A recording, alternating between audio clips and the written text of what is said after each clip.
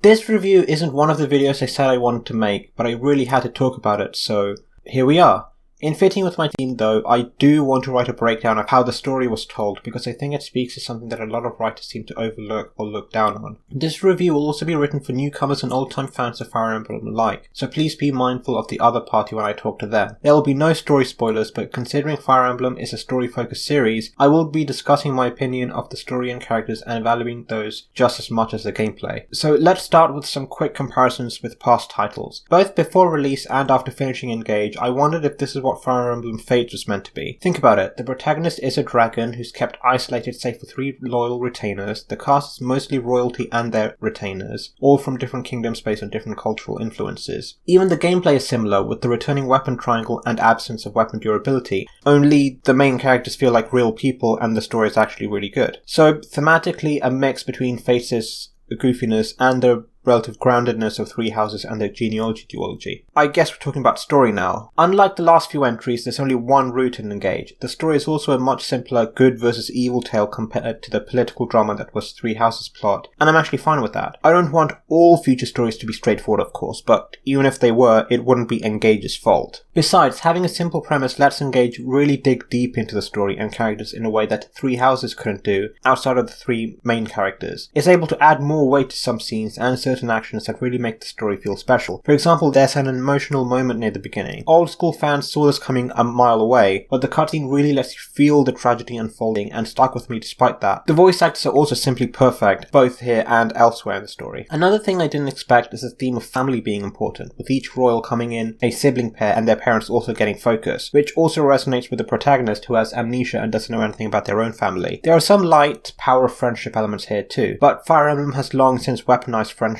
with the support system where characters who are friendlier increase each other's stats when nearby in battle, so that surprisingly makes sense. Is it cheesy? A little, but it works and has a really cool payoff, so why complain? In short, the story is simple, but that simplicity leads to a deeper richness. I dare say it's my favourite FE story right now, either tied with or maybe even beating my previous favourite of Sacred Stones. Three Houses comes just after them, and to be blunt, I think the fandom proved that it isn't mature enough for multifaceted stories like that one. What was meant to be a nuanced story of a war between friends turned into X did nothing wrong or Y is a real war criminal arguments on the internet, so yeah, I don't blame intelligent systems for choosing a different tact with Engage. Having a single storyline to develop also means more focus too. There's no reusing of plot elements and assets as Three Houses did. The world building is weaker than Three Houses, where every character had a full name and every region had at least a partially detailed history. But all that attention has instead been directed to the narrative that's in play here. The story is also a bit longer than the usual Fire Emblem fare as a result too, but there's no filler either. There was one chapter that seemed to go on a weird tangent, but the payoff was worth it, so I have no real complaints. But when talking about things being fleshed out, we need to talk about characters. As with most Fire Emblems, a lot of development is done in optional conversations that I haven't completely unlocked, but so far the cast seems to be a mix of characters that are fleshed out like those in Three Houses, and those seemingly written with a gimmick in mind before anything else, like Fates. But before people get angry, let me also admit 2 cases where I was completely wrong. I assumed Ivy was going to be this game's Camilla, part of the Evil Kingdom's royalty, wears revealing clothing, is a mage riding a wyvern, but she wound up being one of my favourites. She even has Camilla's backstory of having an abusive mother who harassed her father's other spouses, but Ivy actually gets some interesting growth out of it instead of it being just an excuse for her to be a creepy yandere. The other person I got wrong was Zephyr, one of the main antagonists with an incredibly risque outfit. I assumed she'd be the next Loki or Aversa, who are both also mages, but she's such a charismatic villain that I honestly stopped caring about how weird her outfit looked after just 1 or 2 scenes. And speaking of villains, I was surprised by them overall. Even die-hard Three Houses fans will accept that the main villains there were poorly written. They make vague claims about reclaiming the surface and humans being beasts, but despite having 2 full games, each with multiple routes at that, we still didn't know anything about them or why we should care. Not so with Engage's main antagonists. They don't get much development, to be fair, but they all get at least one alas poor villain moment, a scene or 2 where you get why they turned out the way they did and even feel a little sorry for them. Little things like that really go a long way to making them stick in your mind. Also, shout out to the big bad for being so wonderfully unsettling. You don't see him too much, but he's just so apathetic and above it all that he's genuinely terrifying. You see so many villains in stories who pretend the heroes don't bother them, that it's crazy to see someone who really couldn't care less about them. Of the returning characters from previous entries, only Marth is a main character. Sigurd gets some important scenes too, but the others really only get their debut chapters to make an impression outside of side quests. If you're a fan of the other 10 emblems, you may be a little upset, but I think for newcomers you get just enough information about them to make you curious without feeling like you're missing out if you don't know their stories already. All emblems also get 3 mini conversations with each playable character, so even the non-Marth emblems get to show off their personalities as well. And finally, and partly why I wanted to make a separate video about Engage's story, is the protagonist Alir. Alir is an avatar character, someone with a variable name and gender to suit the player's tastes. Old fans will know that avatars have been a mixed bag to say the least. They're either used as wish fulfillment receptacles, such as Corrin, or need to play second fiddle to another character like the others. I'm happy to say that Alir avoids both of these by being, wait for it, written as a proper character first and foremost. I confess I don't know much about Thracia 776, but otherwise I think this is the first Fire Emblem to be so focused on the growth of a single character. Even Path of Radiance, which is another popular story in the franchise, was as much about Tellius' political strife as it was about Ike's growth from a mercenary to a hero. Alir, on the other hand, is the heart and soul of Engage's story. They awaken with amnesia and are immediately thrust into a war they don't fully understand. They make friends, mistakes, and grow from them. Heck, the first time they see an enemy, instead of fighting as a usual hero would, their instinct is to just run away. They also go through such an intense and emotional ringer, it's like the writers ask themselves, hey, what if we did Dimitri's post-Gronder scene, only it keeps happening to the person? Alir goes through so much grief that he starts rooting for them by default, so being so well written on top of that is just a bonus. As with the plot as a whole, Alir may be my new favourite lord next to Erika and Dimitri. Voice acting plays a large part in all of this section, but it applies to Alir especially. Their VAs did such incredible work. And to sum up this conversation about story and characters, I was quite surprised to find that Engage's writer is the same one who wrote Awakening and oversaw Fates' stories, since I was convinced that the only reason things could be this different and strong was if another author had written everything, like an author from the Tales of series. Even the ending song is completely different from typical FE fare, a really powerful and emotional ballad that matches the new storytelling approach that I can't get enough of either. Honestly, the only thing Engage was missing as a story for me was a similar villain to Leon. Anyway, now that we've gotten 3 pages into the script, it's time we finally move on to gameplay. Fire Emblem is a tactical RPG, or as Brian David Gilbert would put it, what